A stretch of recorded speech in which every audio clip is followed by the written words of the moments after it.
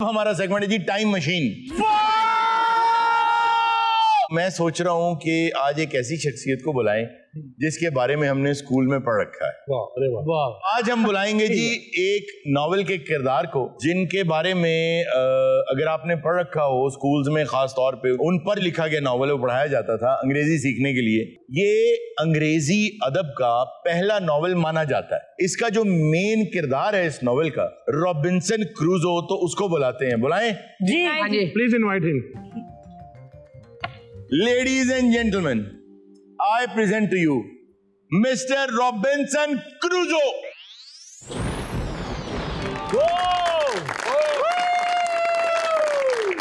Hello, sir. Hello hello Hello, Robinson Albella. Sir, इसका एक शिगिर्द होता था। कौन? गोगा क्रूजो। अच्छा जी, चेयर लाएं जी इनके लिए। वाह। अच्छा, नॉवेल में ही आता है कि इनको सफर का शौक था। वालिद रोकते थे सफर करने से, खास तौर पे समंदर का। मतलब वैसे तो कहीं घूमो फिरो, लेकिन इसको शौक था सेलर बनने का, जहाज रानी का शौक था। वालिद साहब रोक दे सी। वालिद साहब रोक, अल्लाह के साथ रोक दी। मैं घरों निकला जी सीधा। अच्छा, कहाँ गए? आप दस्या ही कोई नहीं। फिर मैं सीधा शेरगढ़ दे मेले थे। अच्छा, उत्थे 20-25 खुसरे आए हुए सी। ओहो, मेले ते आउंदे ने ना। ठीक है। उन्हां दा दिल सी भी अज रॉबिन्सन क्रूसो आया है, ये सानू कोई लम्मे ही पैसे दे सी। आप घरों बज्जिया सी, तेरे को टका कोई नहीं। मैं आप उन्हां दे नाल नच्चिया, मैनू वड्डा कतलम्मा दिता उन्हां। सख्त सर्दियां दा वाकया। अच्छा अच्छा, ये फिर सारी रात कतलम्मा उत्ते लगे। मैं एक जजीरे ते चला गया जी। हाँ जी।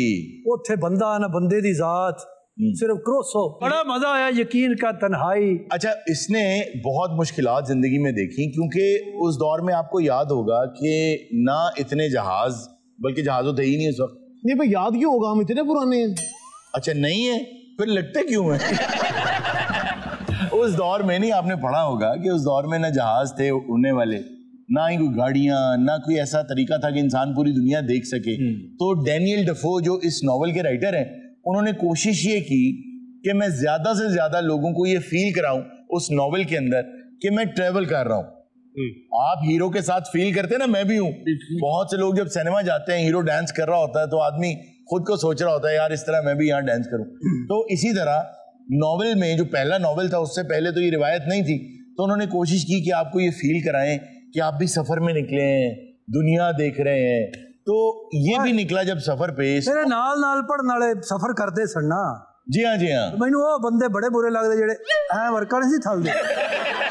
मैं फिर उदों ऐ कर लेंगे। अच्छा, नहीं, उस वर्क को पलटने का एक जायका होता था जो अब नहीं है।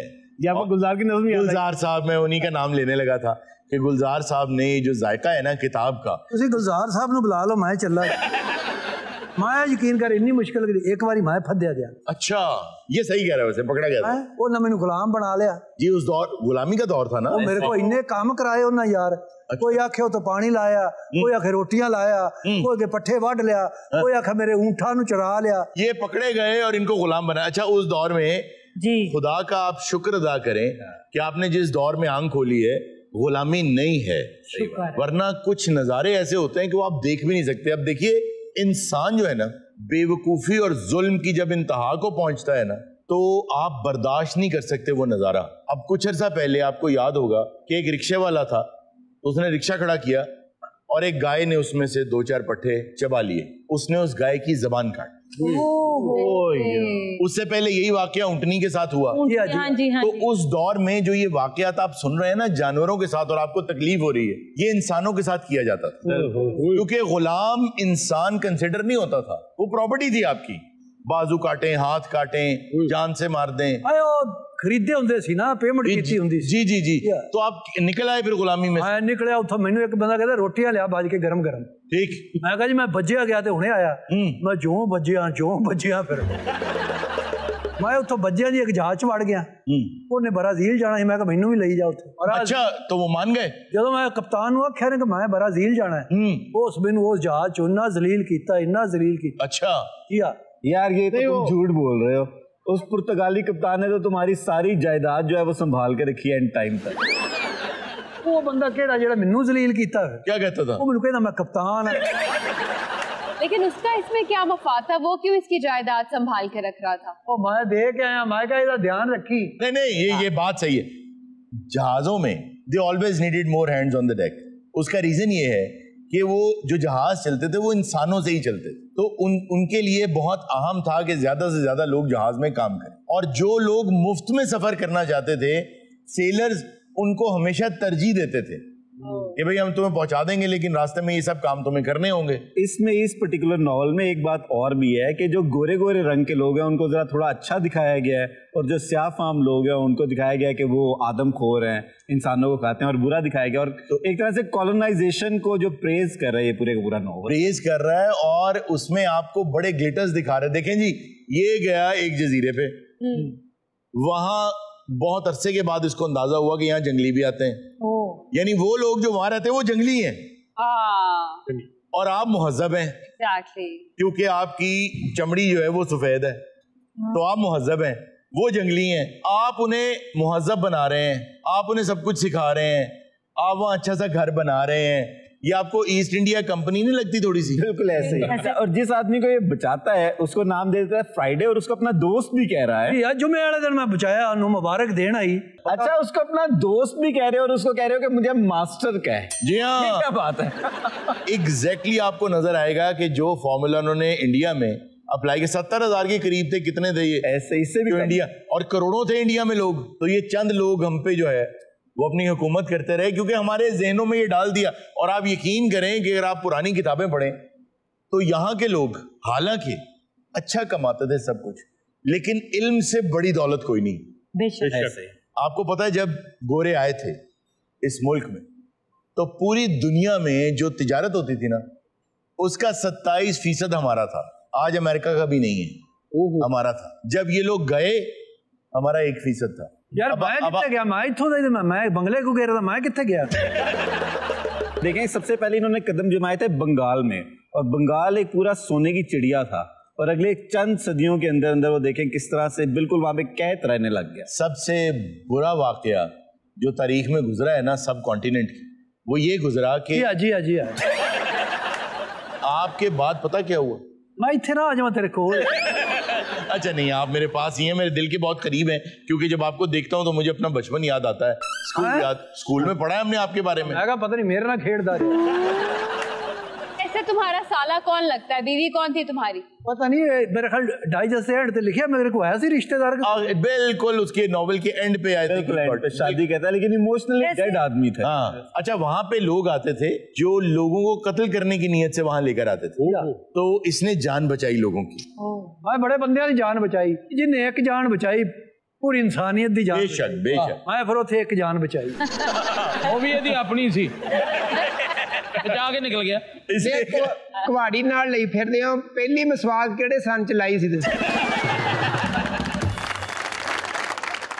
अच्छा, वहां पे ये बताओ, समंदर की लहरों से क्या बातें करते थे बैठ? मैं समंदर के किनारे बह के यकीन कर यही सोचता रहा क्या भी इन्ना पानी बस सारे और और समंदर दी छल्लां नु आके दसदियां सी क्या कि अंदर मच्छियां तैनूं वो गालां कढ।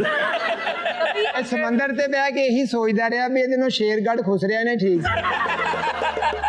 अभी ऐसा लगा कि जो समंदर में शियाओं की जो आवाज है वो तुमसे कुछ कहना चाह रही है। ਉਹ ਦੀਆਂ ਛੱਲਾ ਯਕੀਨ ਕਰ ਜਦੋਂ ਆਵਾਜ਼ਾਂ ਆਉਂਦੀਆਂ ਨੇ ਉਹ ਲੱਗਦਾ ਸ਼ੇਰ ਧਾੜ ਰਿਹਾ। कैसे? शक शक शक। मुझे ये बताओ, कभी पछतावा हुआ जिंदगी में कि मैंने क्या किया? यार तू क्यों आई समीना पीरज़ादा गड़ी मैनू सवाल, हालांकि तू मैनू 6-7 बारी पढ़िया है। आपकी बातों से लगता है कि आपको जिंदगी से कोई गिला नहीं है। यार वो बंदा नहीं देखा तुसी नेशनल जियोग्राफी च वो जेड़ा जान के पंगे लेंदा है। जी यार बात आला जो जान के पंगे लेता है बिल्कुल। ਉਹਦੇ ਨਾਲ किन्ने बंदे होंदे ने, तो मैं तो तन हास। मुझे ये बताओ कि तुम गुलाम खरीदने निकले और जहाज खराब हो गया, जहाज डूब गया, वो जजीरे के साथ आके लग गया, तुमने मतलब की चीजें निकाली और वापस ले आए। तुम अगर चाहते तो तुम किसी भी कश्ती में, आती थी वहां कश्तियां, उनमें बैठ के वापस लौट सकते थे। नहीं मैं जो मतलब पहले साल ही वापस चला जाता। डैनियल डफोल ने जी ये नावल का देते लिखना ही जुत्ती थे। वैसे तो ये एक नॉवल का किरदार है, फिक्शन है, लेकिन उन्होंने पैसे बड़े कमाए थे नावल से। वाह। हाँ पैसे उसने जाहिर है कमाने थे भाई। उसने बेस बनाई थी एक और किरदार को जो हकीकी किरदार था, जो कुछ साल रहा था एक जजीरे के ऊपर, और उसमें बेस करके अलेक्जेंडर उसका नाम था। लेकिन मुझे ये लगता है कि इस नॉवल में डिटेल बहुत ज्यादा है, बातों को बहुत लंबा खींचा गया है, बोरियत बहुत है इसको, बहुत इसकी डायमेंशंस हैं, ब्राजील भी, गुलामी भी, समंदर भी, कभी ये कहीं रहा, कभी कोई आके रहा। मैं अनुमान दे रहा लिखदा पिया इत्थे जिथे बोरिंग है ना इत्थे एक गाना पा दे। अब भी मैं समझता हूँ बहुत से ऐसे लोग हैं जो कि ऐसे नॉवेल पढ़ना चाहते हैं जिनमें बहुत एक्सटेंसिव डिटेल्स हों। उसका एक पूरा अलग से रीडर्स क्लब है जो ये कहते हैं कि यार ये बहुत शॉर्ट है, हम तो ये डर रहे होते हैं किताब बहुत मोटी है। अभी कुछ दिन पहले मेरे उस्ताद साहब ने मुझे एक किताब दी है और कहा है कि एक हफ्ते के अंदर अंदर इसको पढ़ के तो रिपोर्ट करो। अब वो इतनी मोटी किताब है और मैं देख के मैंने कहा यार मैं कैसे खत्म करूंगा, और 24 किताबें दी हैं जिनमें से एक वो पढ़नी है और पढ़ के फौरी जाके उन्हें बताना है जी मैंने पढ़ ली है सारी। जैसे एक किताब है टारा वेस्टओवर की एजुकेटेड, बड़ी टू द पॉइंट किताब है, बड़ी आला किताब, बहुत आला किताब है। आगा साहब किसकी है? ये टारा वेस्टओवर की। वेस्टओवर ये टारा वेस्टओवर की। टारा वेस्टओवर ओके, ये है जी टारा वेस्टओवर की। आगा साहब मैं एडिटिंग में ना ये बीच में से जो हारून साहब ने आपको बताया कटवा दो।